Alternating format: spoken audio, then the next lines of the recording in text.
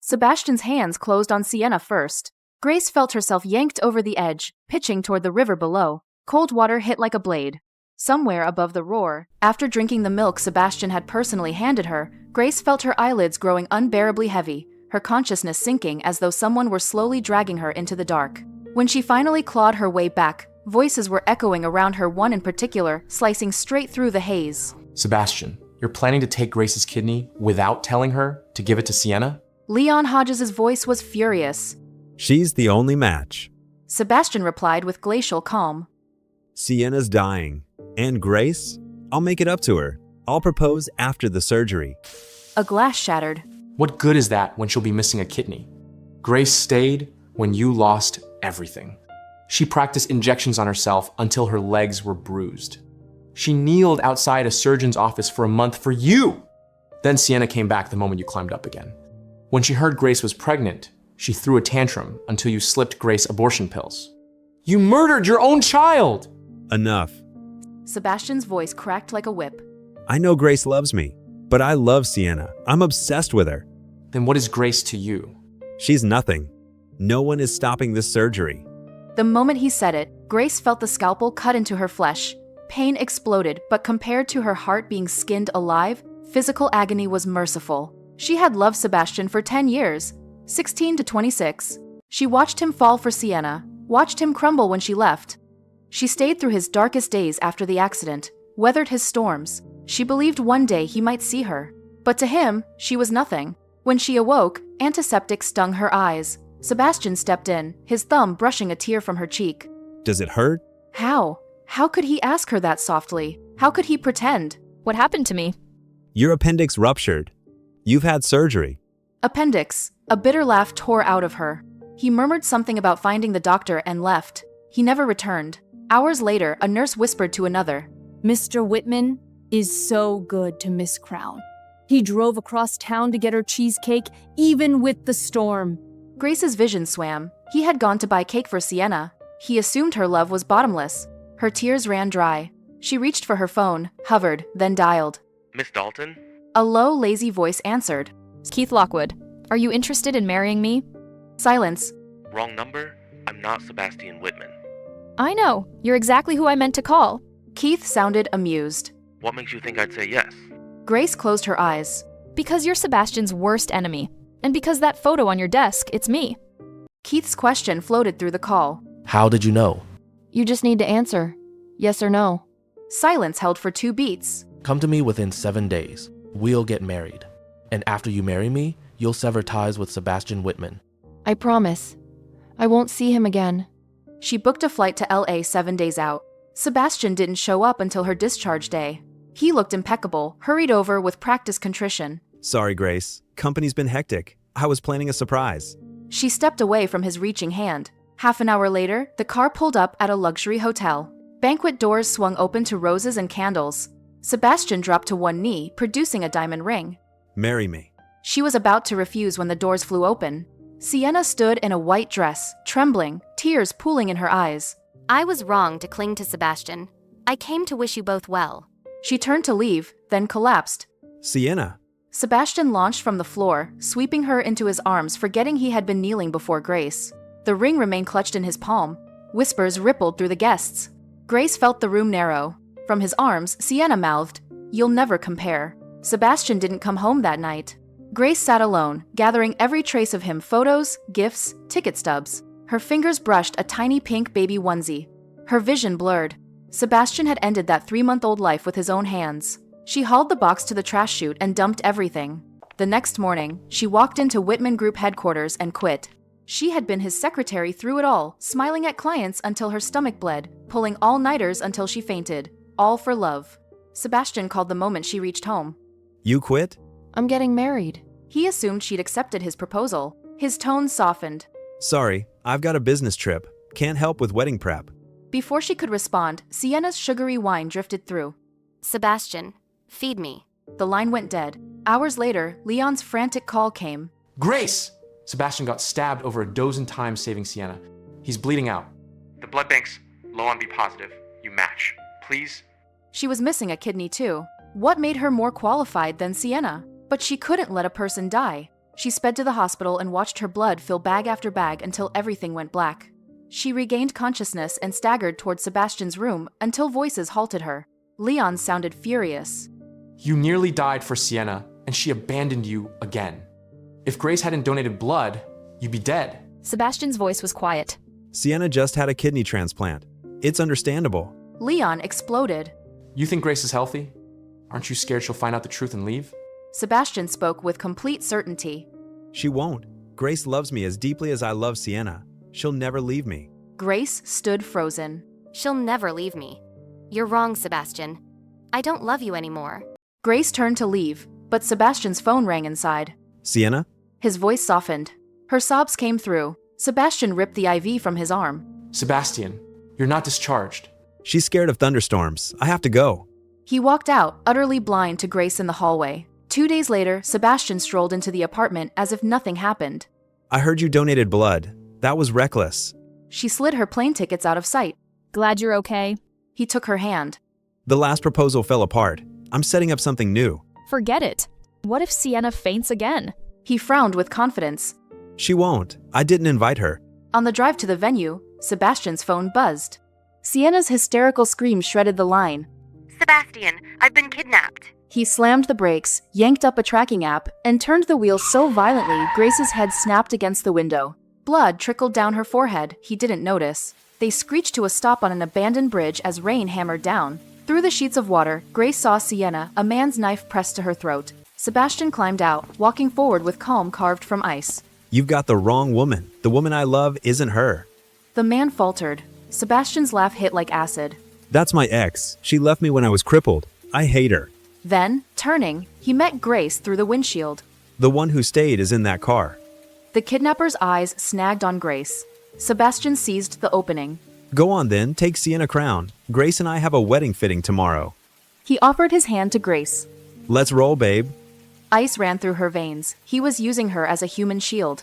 The man lunged. You're his real weakness. He dragged Grace toward the railing. Sebastian's hands closed on Sienna first. Grace felt herself yanked over the edge, pitching toward the river below. Cold water hit like a blade. Somewhere above the roar, she heard Sebastian's voice. Secure the perp first. Can't risk him coming after Sienna again. One brutal truth carved itself into her skull. In Sebastian's ledger, her life counted for less than a troublesome criminal. Grace came to in a hospital room. The doctor's blunt assessment. Her system was wrecked: years of drinking, burnout, old injuries. She needed serious rehabilitation. Sebastian appeared at her bedside. Grace, you're awake. How do you feel? She looked through him. When he reached for her cheek, she turned away. He lowered his voice. I fucked up.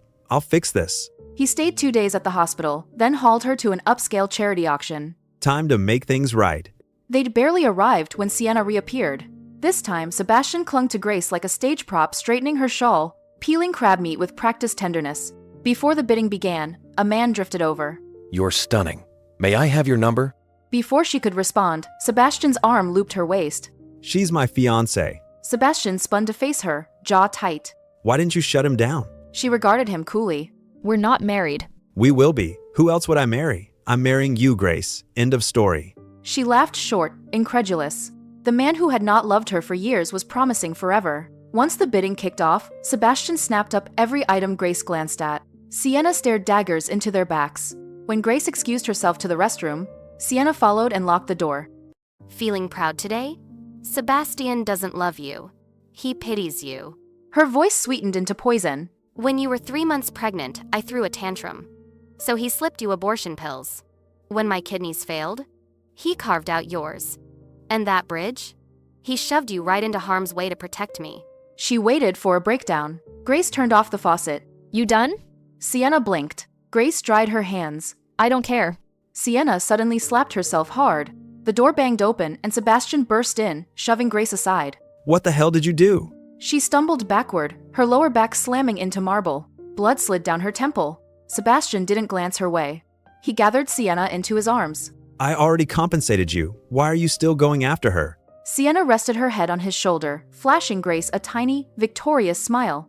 That night, Sebastian didn't come home. Grace's heart had finally flatlined. With her escape day approaching, she booked a farewell dinner. Her girls showed up ready for war, drinking themselves red-eyed as they tore Sebastian apart. After paying the bill, she stood alone in the hallway when raised voices froze her steps, Sebastian and Leon in a full-blown fight. You forced Grace to abort your kid because she asked.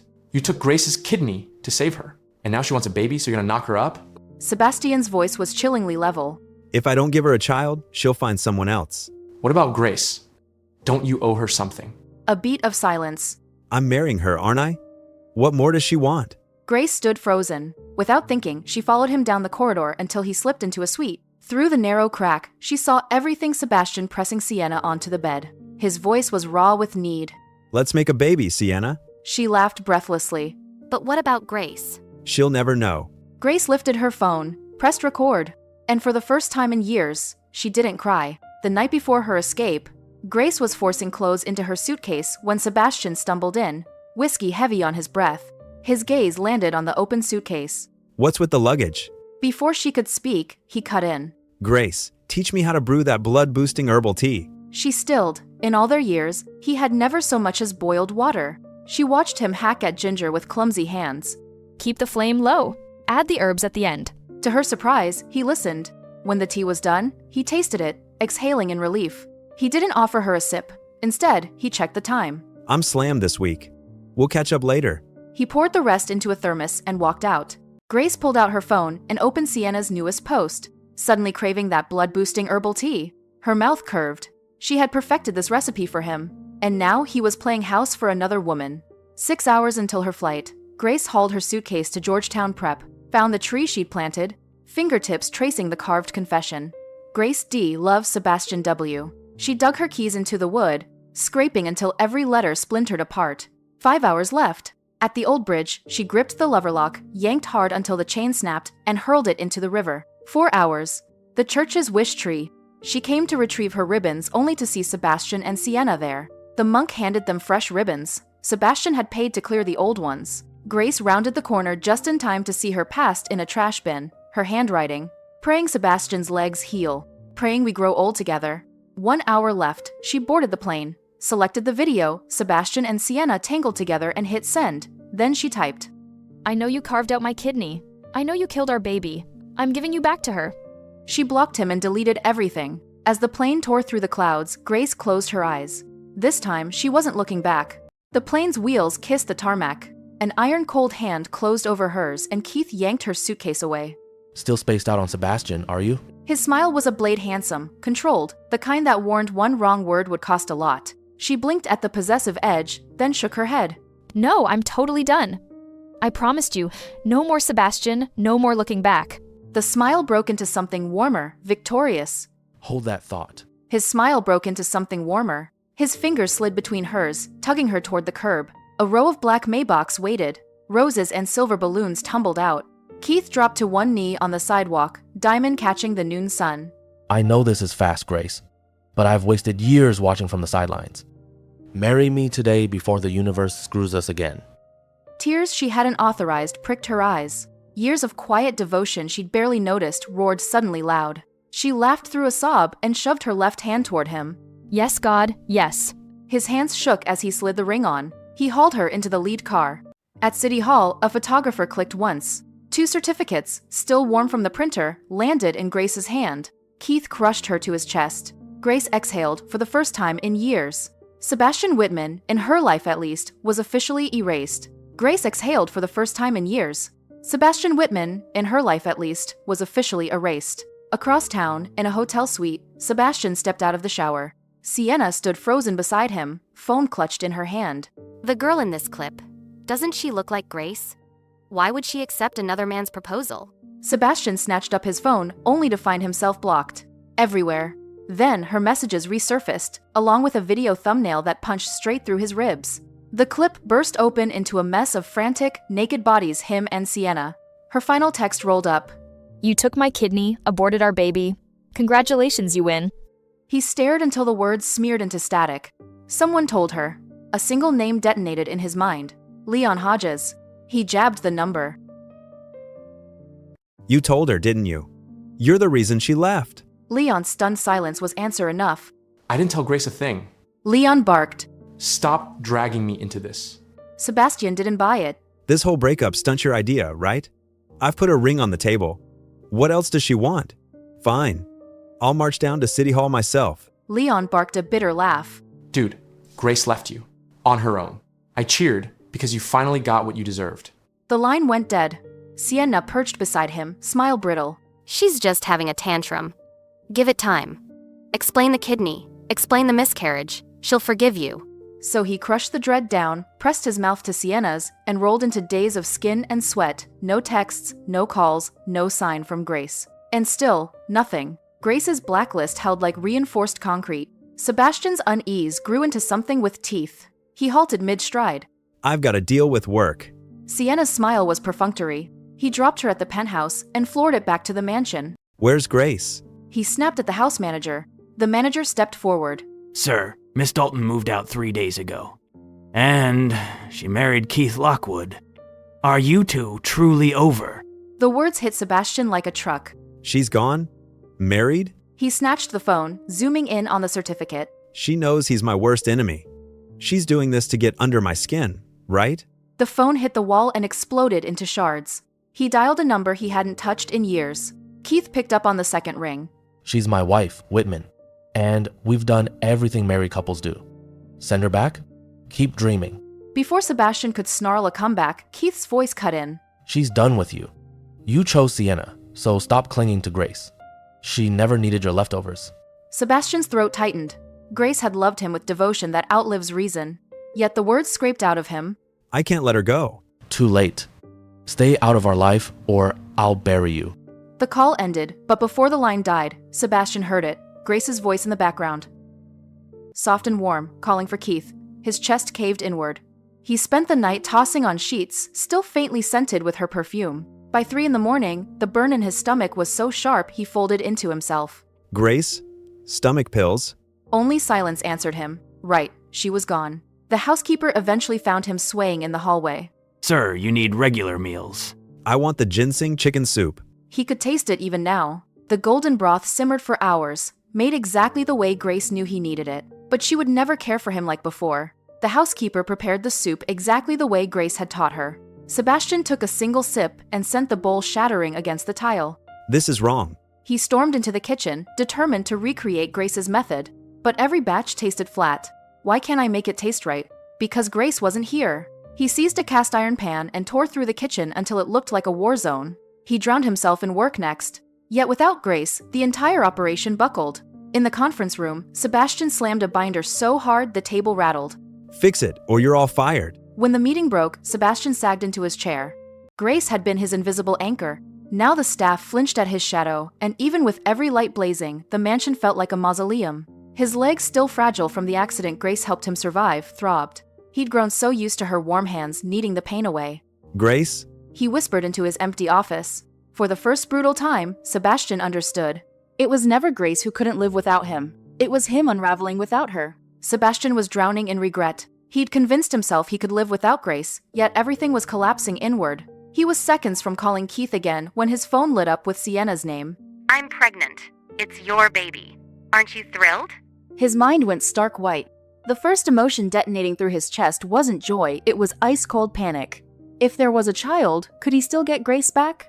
Sienna, is this baby non-negotiable? Her smile hardened. Yes. But if you're going to wimp out because you're scared Grace might throw a tantrum, fine. I'll find a real man. His stomach plunged. No, I'm in. She sighed. Whatever you choose. If Grace can't handle it, we'll terminate. He fell straight into the trap. Keep the baby. Grace will understand. She'll accept our child because she loves me. The moment the call ended, Sebastian wanted to slam his head through the wall. How could he bring Grace home while asking her to raise his mistress's child? Hours of pacing later, the answer arrived. War. Lockwood Holdings had been dismantling Whitman Group piece by piece. Every hostile takeover had been revenge on behalf of Grace, the woman Sebastian discarded like she was disposable. Keith hadn't been trying to destroy Whitman Group. He'd been trying to rescue Grace from it. Sebastian would scorch Lockwood Holdings to bedrock if that's what it took to get his woman back. Sebastian had been living at the office for days, ignoring Sienna's attempts to schedule a date. Then Leon's text hit his phone, a grainy shot from a bar booth. Sienna wrapped around another man, tongues deep. Sebastian ran every red light to the location. Outside the VIP room, he shoved through the door. Inside, Sienna and a man didn't even glance his way. They were too busy devouring each other. It might be yours, might be Sebastian's. Sienna said, her smile venomous. But on paper, it's Whitman's heir. That's how I lock the crown fortune. Grace was pathetic, giving everything, getting nothing. Whether she crawls back or not, Sebastian only gets one kid, mine. Sebastian stood frozen outside the doorway, each word slicing a new hollow into his chest. He had already lost everything. Carter pulled out a small bottle. You're seriously going to sterilize him? This stuff is black market poison. Sienna smirked. Once the baby's born, I'm dosing him. He gets the heir he's obsessed with, and I get a body that won't produce more bastards. They were still tangled in their twisted embrace when the door blasted inward. Sebastian struck first, his fist cracked into Carter's jaw, then his hands clamped around Sienna's throat. You played me. His voice was shredded. You counted on my love to carve me open. Her nails clawed at his wrists. Sebastian, please. I gave you everything. You abandoned me when I was nothing, crawled back when I had value, made me butcher Grace just to prove myself to you. I let you, because I loved you. He screamed until his voice cracked and bled. Until the poison she'd poured into him for years finally spilled out. Sienna's blows grew weaker. Sebastian finally released her. She collapsed, hacking and wheezing. Sebastian, you misunderstood. I love you, but the crown fortune, if I don't fight for it, I lose everything. He laughed, jagged, fractured. You claim you love me, yet you sleep with another man while begging me for a child. You wanted absolute control. But tell me, Sienna, do you even have the capacity to wield that power? You're not even in the same league as Grace. Her mask cracked. She snarled. Grace couldn't win your heart after years of begging. I had you on your knees in months. You love me, and we're having a child. Marry me. But Sebastian looked at her like scattered ash. Sienna, I regret ever loving you. I regret losing Grace. I'm done. I don't love you anymore. His tone was flat, but inside, his chest was a battlefield. Peeling away a decade of love felt like ripping out his heart with rusted pliers. But he couldn't fall. Not yet. Sienna, that fatherless mistake you're carrying, get rid of it. He turned away until her arms clamped around his waist. One more chance. You've forgiven me 100 times. Wait 12 weeks for a paternity test. He pried her off him one finger at a time. That kid isn't happening. The Whitman bodyguards seized her. On the table, the vacuum pump gave one low mechanical whir, then another final, absolute, gone. Sebastian felt brutal, crystalline relief. Sienna surfaced minutes later, palms pressed to the hollow vacancy. My baby. She lurched for her phone. Sebastian said from the doorway, Your boy's sitting in federal lockup for moving black market fentanyl. A flicker of hope crossed her eyes. So I'm safe? Safe? He laughed once, cold, serrated. You still owe Grace a kidney. Leon, the second she keeps solids down, return what she stole. Leon's fast drained. Cut that organ out and she'll bleed out on the table. Sienna scrambled backward. I'll apologize, just don't cut me open. Sebastian's eyes were flat black. Should have thought about that before you played donor matchmaker with Grace's life. He stepped out, the door sliding shut behind him. No way. Sebastian cut in, sharp as snapped steel. That kidney was never Sienna's. Even if we can't put it back into Grace, it's still Grace's decision. End of discussion. Leon bit off a curse. Fine. After the harvest, what then? Hook her up to a machine and keep her breathing long enough to apologize, then let her fend for herself. Sebastian stormed across the parking deck. Discovering he felt nothing for Sienna should have been a victory. Instead, his own heart sucker punched him. The milk he'd drugged to knock Grace out. The clinic he'd bribed to vacuum out their baby. Debt stacked higher than monuments. The cab dumped him at Georgetown Prep. The security guard grinned. Sebastian Whitman, you back for the reunion? Grace Dalton, she still visit? She was here last month. Even went out to the Legacy Grove. Sebastian sprinted toward the woods. Rows of trunks loomed. He scanned them like a man hunting the last life raft. The plaque meant to read Grace Dalton had been scraped blank. Memory slammed into him. Sophomore year. Grace carving under the bark. Grace D. loves Sebastian W. He'd rolled his eyes and said loud enough for the whole grove to hear. Tell her to love someone on her own level. Now the gouges stared at him like a deleted confession. Grace had come back, and she'd carved the past away with her own hands. Without him, Grace was done truly, irrevocably done, and the realization carved a jagged cavity through Sebastian's chest. He bought a pocket knife and carved a new oath into the bark. Grace D. and Sebastian W. He bought a platinum padlock, scratched their names into it, snapped it closed at the old bridge, and pitched the key into the river. At the church, he cornered the monk. Where are the red ribbons Grace hung? Mr. Whitman, you paid $500,000 to remove them. They're ash in the garden now. He slapped himself hard enough to make his ears ring. Then he knelt. Sell me every ribbon you have. I want this entire church bearing Grace's name. He spent the night hunched over scarlet silk, writing, "May Grace forgive me. May she love me again." By dawn, 10,000 ribbons fluttered overhead. He commandeered the sidewalk outside Lockwood Holdings, turning it into a floral battlefield. 10,000 roses spelling "Grace, forgive me." He hired the lunch crowd to chant, "He's sorry. He loves you." Their shouts collided with the revolving doors as Grace and Keith stepped out. Grace's expression iced over. Keith's fingers tightened around hers. He's here to beg. Thinking about turning back? She squeezed his hand. Not a chance. Keith's eyes went wide, then Grace rose on her toes and brushed her mouth over his. I stopped loving that clown ages ago. Now go evict the understudy. Heat detonated in Keith's chest. He eased her back through the doors. When he pivoted toward Sebastian, the temperature around him plunged. One punch split Sebastian's lip. Still drooling around my wife? You treated her like disposable asset for years. Sebastian roared, tackling him into the flower wall. She's always been mine. Rebound? Keith laughed, knee slamming into Sebastian's gut. Rebounds don't say I do in front of 300 witnesses. Lockwood's security swarmed. 4 guards pinned Sebastian while Keith hammered kidneys with precision strikes. Sebastian spat blood, but his eyes stayed locked on Grace, pleading, broken. Grace, I'm sorry. Keith brushed blood from his cuff. Take him to the county line. If he crosses back, break something load-bearing. He crossed to Grace. Too much violence for you? She laced her fingers through his. Just surprised the cockroach crawled back. I gave him years of devotion, couldn't even earn a thank you. But the second Sienna aims for his wallet, he finds out how it feels. The knife never hurts until it cuts your own flesh. Sebastian was on his knees in the driveway, rain machine gunning the pavement. He rasped her name. Grace, please. I was wrong. Grace watched from the kitchen tablet. Cheap trick. Corpses don't owe rent. She turned back to the stove, tasted Keith's marinara, and stole a kiss. Their laughter bounced off the marble countertops while the camera feed showed Sebastian folding in slow motion, rain thinning his blood into pale pink streaks. Inside, they shared forks, noodles, and inside jokes, each giggle another nail in the coffin Sebastian had hammered together. Through the wall of glass, he saw the way she leaned into Keith, the easy hand on her waist, the kiss that started quick and ended dizzy. The sight carved out the center of his lungs. He pitched forward into a puddle. His last image was Grace's fingers laced with Keith's, the door sliding shut with the finality of a guillotine. He woke in a DC hospital, morphine drip whispering useless comfort. Leon stood by the window. You ran 100 stop signs. Game over. Sebastian stared at the ceiling. She didn't even blink. Nope. And she won't. Sebastian kept his eyes shut. When he opened them, his voice landed flat. I'm not tapping out. Grace loved me for half her life. Leon shrugged. Sienna's out of your donor pool. Kidneys in cold storage. Crown family cut the cord. Happy now?